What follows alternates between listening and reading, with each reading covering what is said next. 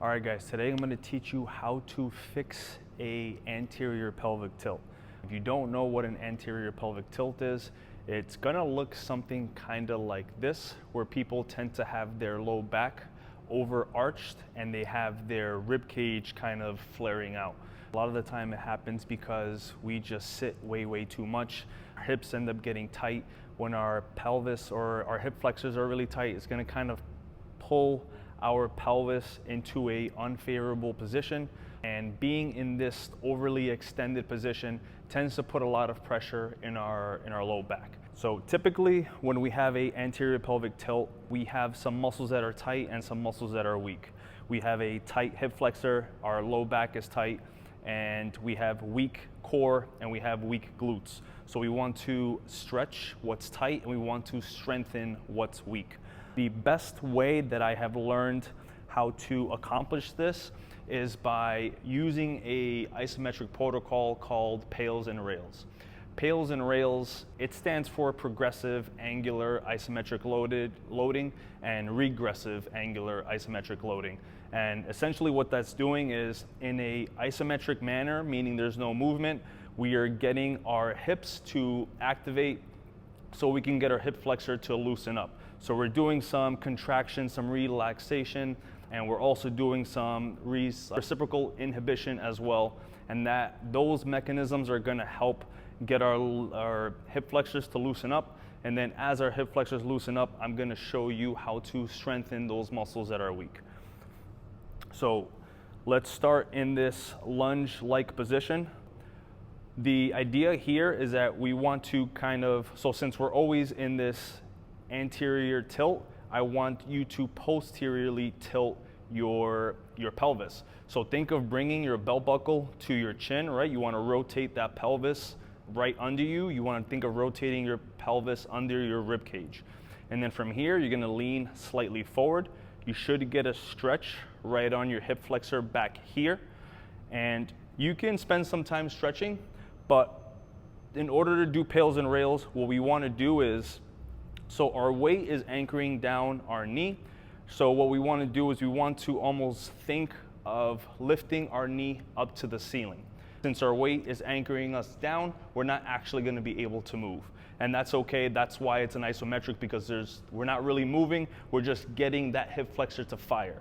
So keep your pelvis tilted forward and think of lifting up your knee to the ceiling. And you're just going to keep on driving that knee forward, activating your hip flexor, and every few seconds or so you just want to keep on squeezing harder and harder. Do that for 20 to 30 seconds, and then now I'm going to take a breath, and now I want to squeeze my glutes as tight as I can. I'm going to squeeze, keep on squeezing, and you're going to do that for about 30 seconds. That's going to be one round, and then you can go for another round. So knee up to the ceiling, keep that pelvis tilted forward, drive, get that hip flexor to activate, relax, and now we're gonna squeeze our glute, squeeze, and then keep on contracting as hard as you can. And that is pretty much it for getting our hip flexors to loosen up. So you wanna do, I would say, at least 2 to 3 rounds on each side. That's gonna get your pelvis to loosen up a little bit, and that's gonna give us more range so we can start working on our core and we can start working on our glutes. A really good exercise to strengthen your core, I'm gonna show you 2 of them. So we're gonna start here, and we're gonna do a dead bug. So with the dead bug, we're gonna lay flat on the floor. The big thing here is that we want to keep our low back glued to the floor. A lot of the times you'll see people kind of arch. We don't want that. We want you to keep your core down to the floor. So think of bringing your rib cage down. All right, you're gonna lift your legs up at about a 90. Keep your pelvis tilted forward so we can activate the lower parts of our abs.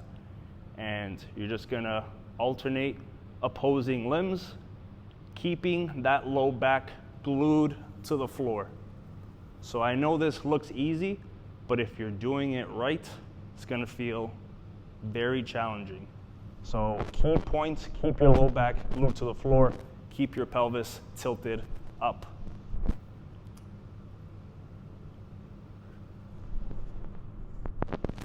All right, so That's going to be exercise number 1.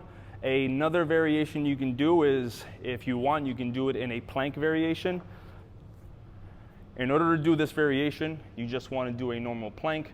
We're going to do this on our elbows, but the key here is that we want to make sure that our pelvis is tilted forward, and as you're doing this, you want to squeeze your glutes and squeeze your core. So it should look something like this. Keep your pelvis tilted forward. Think of belt buckle to your chin. Engage your core, squeeze your glutes, and hold this. If you're not working out at all, you're probably just going to want to hold it for as long as you can, just so you can at least have a baseline for how many seconds you can do. And the idea is that you want to be adding more time over time. So if you're doing this exercise 2 or 3 times a week, just make sure that you're lasting longer and longer. All right, and then to strengthen our glutes, we can do something as simple as a glute bridge. So we're going to do a glute bridge, right? Keep your feet flat and then tilt your pelvis slightly upward and come up, squeeze your glutes at the top. Control the negative and do that for, again, about as many reps as you can. Try to contract hard at the top, control the negative.